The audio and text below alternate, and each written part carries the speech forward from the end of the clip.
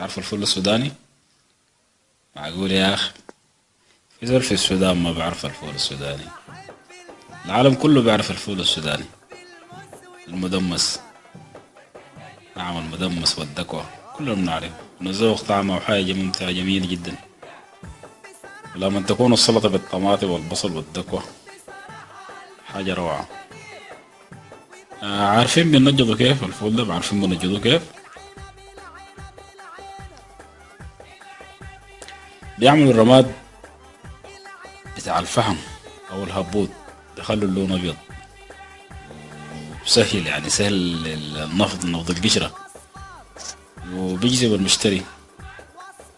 لكن الما بتعرفوه اليوم، أو الأغلبية منكم يعني ما كلكم ما بتعرفوا اللون الأبيض ده شنو. واحد من الأخوان قال لي اللون الأبيض ده جير أبيض. ما صدقت، ما صدقت الموضوع، وقمت بنفسي ورايد حريت وسألت البياعات بتاعة الفول.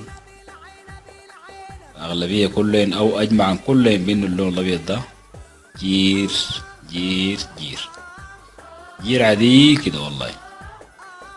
بيديه لون جميل وجذاب عشان الزول يشتري. معلش يا عشاق الفول السوداني وانا واحد منهم، معلش. لكن اللي ما بعرفه انا انه الجير ده عنده ضرر صحي ولا ما عنده، بس دي ما بعرفه والله. ونترك الإجابة لذوي الاختصاص يورونا كمان الجير ده بيعمل شنو في المعدة ولا كده. وبالمرة كمان اشوفوا معاهم البوية فيها حاجة ولا ما فيها حاجة. شكرا جزيلا. كهاني وبحب